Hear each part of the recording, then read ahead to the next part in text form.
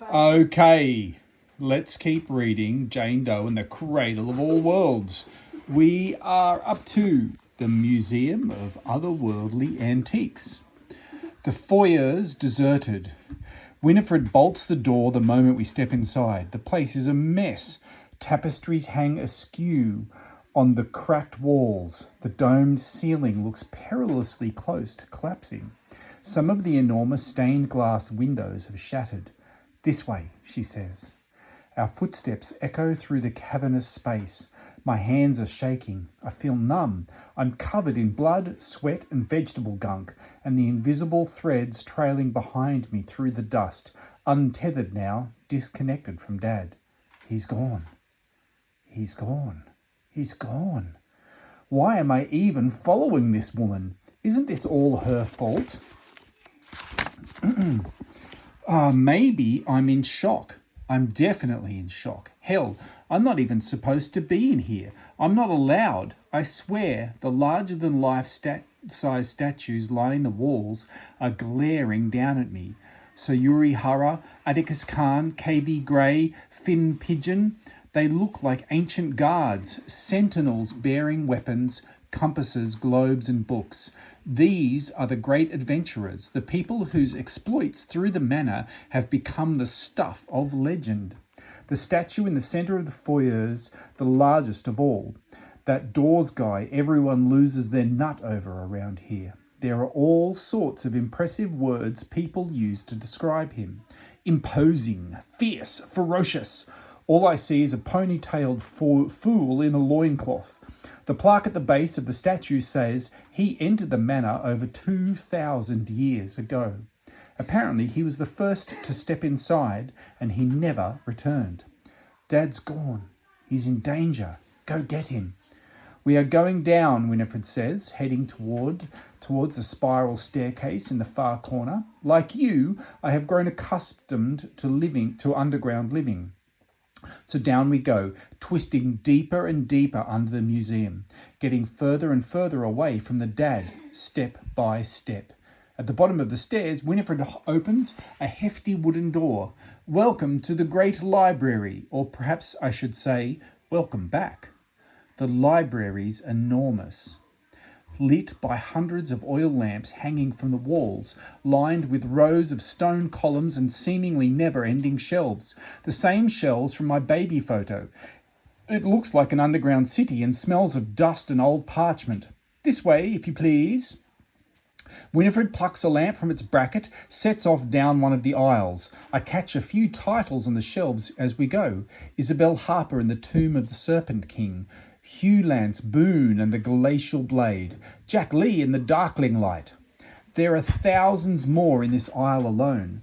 The Blue Haven Chronicles. Some look well preserved. Others have cracked leather bindings and faded, flaky lettering. It's impressive, all of it. Even I can't deny it. There are so many. Winifred nods. One book for every adventure undertaken through the manor, written by the heroes themselves upon their return. We head through an archway, down a staircase, along a stone-walled corridor and into a warm, cosy study. The same study from Dad's photo. There's the crackling fireplace, the desk littered with parchment. The massive cabinet packed with antique swords, rifles, globes, and vases. An enormous painting hangs on the wall next to the cabinet. A canyon riddled with caves, one of the supposed infinite realms connected to the manor, I suppose. Your hand, Winifred says. Are you in any pain? Of course I'm in pain. I'm feeling bolder now, angrier too, the shock's starting to wane. Why did you bring me down here? Where's my dad gone? Your father is merely following the path that was laid out before him. Winifred strides over to her desk and pulls a small decanter and 2 crystal glasses from one of the drawers. She pours a dash of golden liquid into each, just as I am following mine.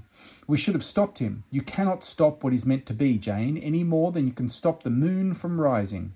Winifred downs her glass in one gulp, places the other in front of an empty chair across from the desk. Drink. It will help ease the pain in your hand and your head. It smells disgusting. More special herbs? Whiskey. Oh, Who gives whiskey to a 14-year-old? Thanks, but I'm trying to cut back. Winifred shrugs. Very well then, let us talk about your path. My path? Of course. You are the hero of this adventure, whether you like it or not. Look, I just want my dad back. And therein lies the adventure. Winifred pulls a crummy green rucksack from behind her desk and flings it at my feet. There is a towel in there. I was unable to find any clean underwear or socks among your belongings while I collected your father, but I did salvage a clean tunic and a pair of pants. It may not be the best attire for the quest you're about to.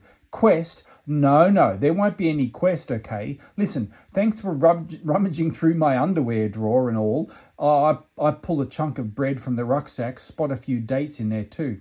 Thanks for the snacks, but as soon as things calm down outside, I'm going up the stairs, getting my dad and taking him back to the basement. It's not going to be that simple, and you know it. Every moment of your life has been building to this, Jane. You will enter the manor, yes, but not via the sacred stairs. She places the key on her desk. Must have picked it up before following me out of the town hall. You must take this. Keep it safe. I have returned it to you, and with you it must stay. Returned it to me? Meaning what exactly? Meaning I took it from you when we first met, and now I have given it back. Winifred sits down, leans back in her chair.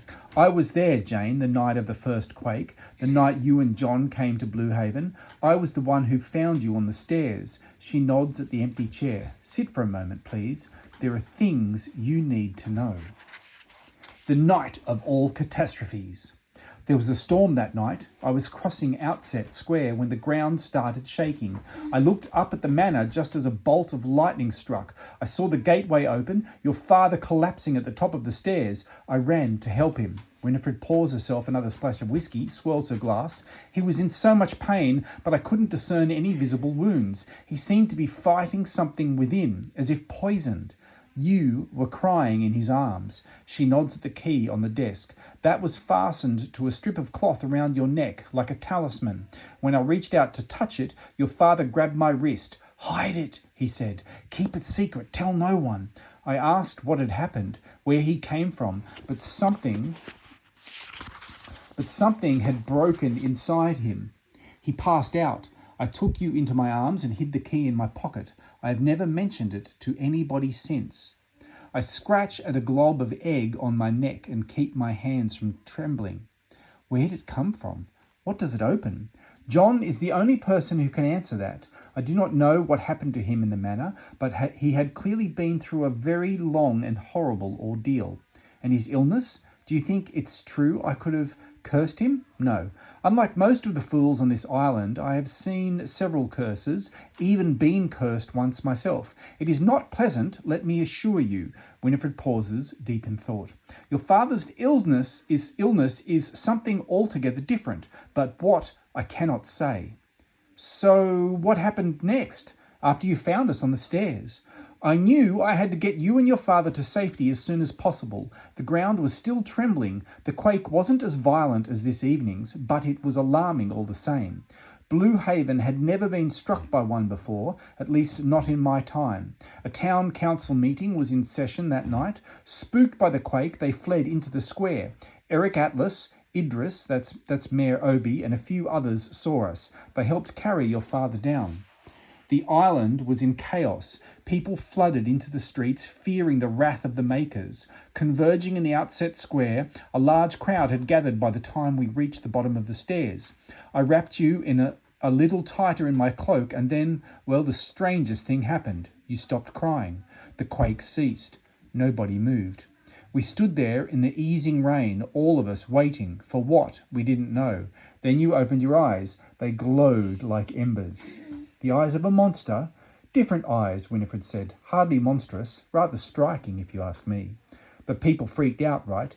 Simple minds fear what is different, Jane. Everyone was terrified, desperate for answers, and there you were. Some suggested we break the first law and try to dump you back inside the manor. Others suggested banishing you and John instead, casting you off to the dying lands. Idris and I protested, but we were drowned out by 3 simple words. She is cursed. Precisely. I am sorry, Jane. It all happened so quickly. Your future had obviously been set in stone long before you fell through the manor doors. It was as if you were destined to be held accountable for the night of all catastrophes. I grabbed my glass and tried downing the whiskey in one go, just like Winifred, but it burns like fire, so I end up spluttering most of it back into the glass. I hate the very idea of fate and destiny. The thought that someone, something, somewhere is controlling my every move makes me feel like a puppet, and I've been kind of scared of puppets ever since the Hollows staged a cautionary play in the kitchen called The Little Girl Who Defied Her Guardians. It was a 2-hour epic tragedy.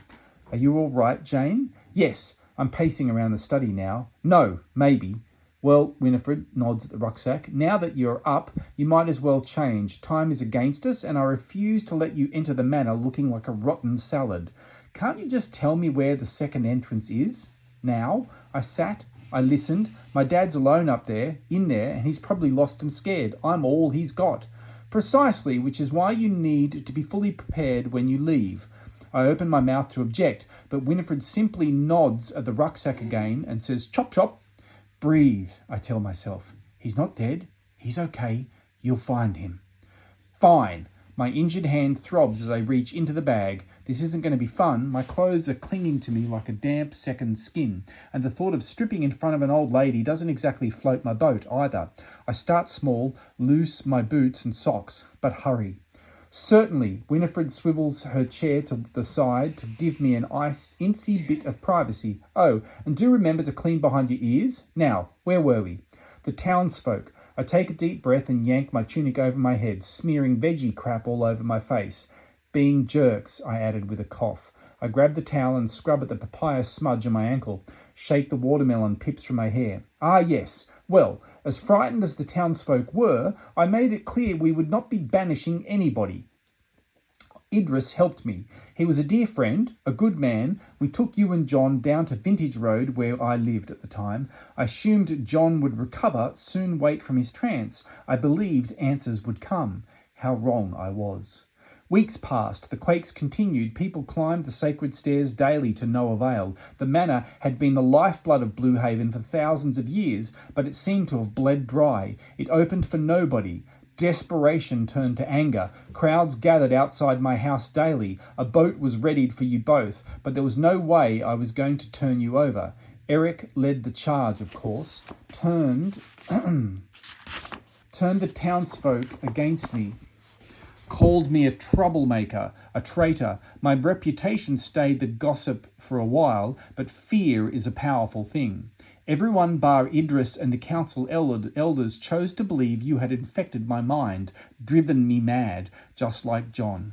But I weathered the storm, and Eric soon realized it would take much more than rumour and hearsay to break me. After a particularly frightful quake, and against the will of the council, he led a mob down to Vintage Road, 50-odd men and women. There was the usual nonsense, of course, chanting, pitchforks and so on. Suffice to say, the witch hunt had reached its climax. I was presented with an ultimatum: surrender you and John immediately or suffer the consequences. Thankfully, I had enough foresight to board up the doors and windows earlier that day, when news of the gathering had reached my ears. To cut a long story short, the siege began at midnight and ended an hour later when Eric and that oaf with the wooden leg forced their torches through the downstairs windows. I whip off my dacks and wipe down the rest of my legs. They tried to burn us alive. Their plan was to flush us outside, and it worked, much to their horror. What does that mean? It means I decided the time had come to remind everybody just how dangerous Winifred Robin can be. I stormed the streets and subdued everyone who stood in my way. I pull on the pants from the rucksack. But you said there were 50 of them. 53 to be precise. I made certain there were no serious injuries, a few joint lock and pressure point attacks, the odd butterfly kick, nothing too flashy.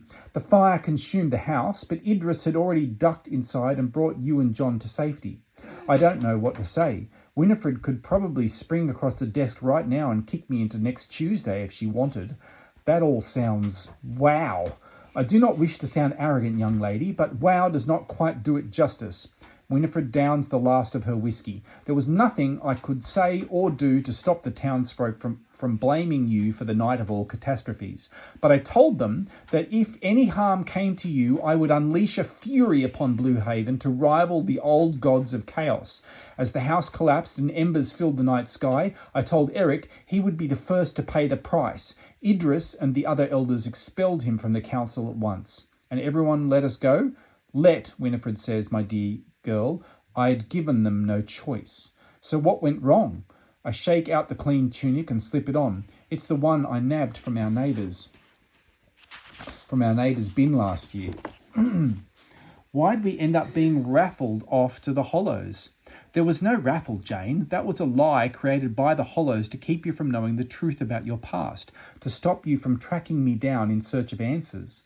Winifred swivels back to face me again, clears her throat. She looks uncomfortable. The truth is, you spent your first 2 years on Blue Haven living under my care here in the museum. The second photo, I fish out the old happy snap from the pocket of my manky tunic. The photo's soiled now, reeks of rotten pumpkin. You took this while I was living here? She nods. About a year after your arrival. I stare at the photo, at my smile. I look happy. You were, Winifred says. Not for long though, right? The words roll off my tongue before I even know they're there, before I can taste how bitter they sound. Why didn't we stay here with you? I did not abandon you, Jane. Please understand this. If I'd had it my way, you and John would have stayed with me indefinitely. But there are other forces at work here. Yes, you've had a difficult time with the Hollows, but...